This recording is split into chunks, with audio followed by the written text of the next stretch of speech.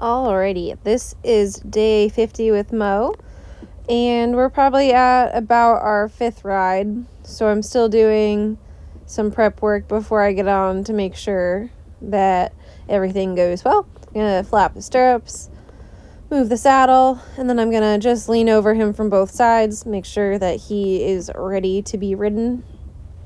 I'm not surprising him when I get up there. Super important to make sure you touch his butt. We like to make sure that they're used to things touching their butt so that the first time something touches their butt, it does not surprise them and get you ejected.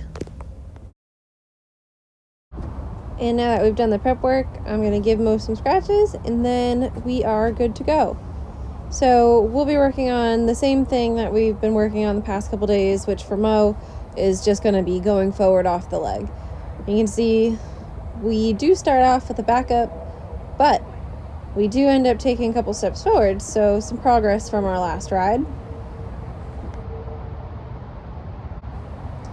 So I'm gonna try to tip his nose a little bit and see if I can get him to take a couple steps forward by getting him to follow his nose.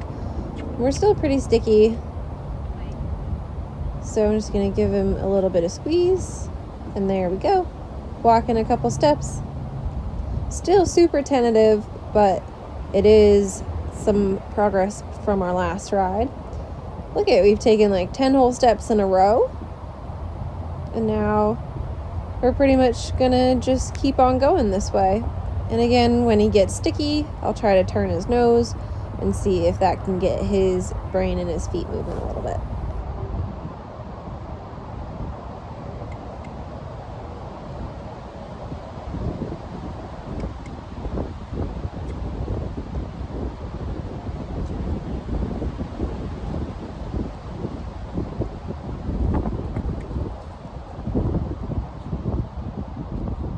So I'll spend a lot of this ride at the walk just trying to get the point across that leg means go.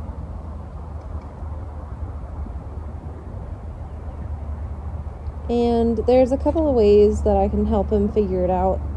So, like, I'll turn his nose a little bit and put my leg on, because sometimes when you turn the nose, you can get them to follow.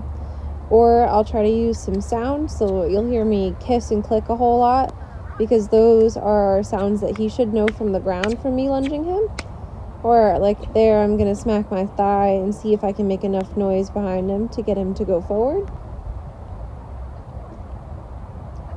And it looks like we got a couple of steps of trot, and then we stopped. And again, I could have a little bit longer rein here, because the steering at this point doesn't really necessarily matter if I can't get him to go forward. So I'm just going to take the tail of my rope and just tickle his booty a little bit and see if that can get him to go forward. And again, a couple of steps of trot, so I'll reward. So we'll try again for some trot. And that actually was a decent transition. He was a little bit more prompt going up, even though our trot was still quite slow. So there, he tripped a little bit, and that had me inadvertently pulling on the halter.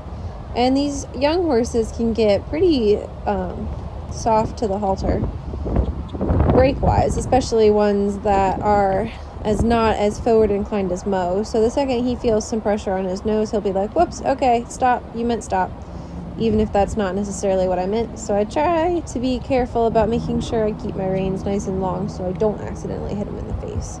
Granted, sometimes when they trip, it's not really something you can avoid.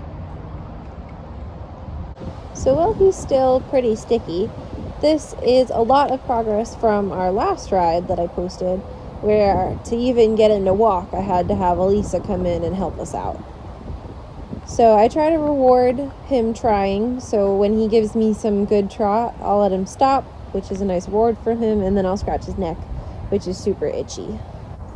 So I spent probably 10 more minutes practicing trotting and stopping and changing direction.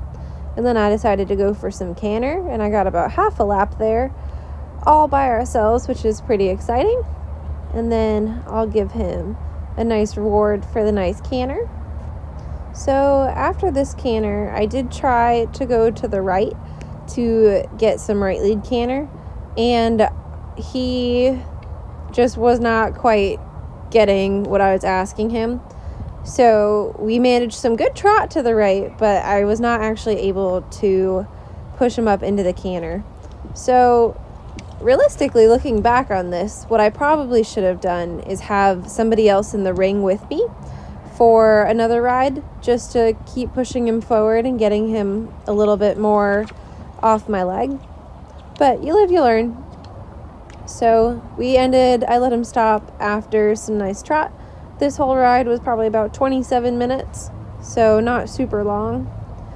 And there was a lot of progress from the last time. So impressive that we got the trot even if we couldn't get the canter.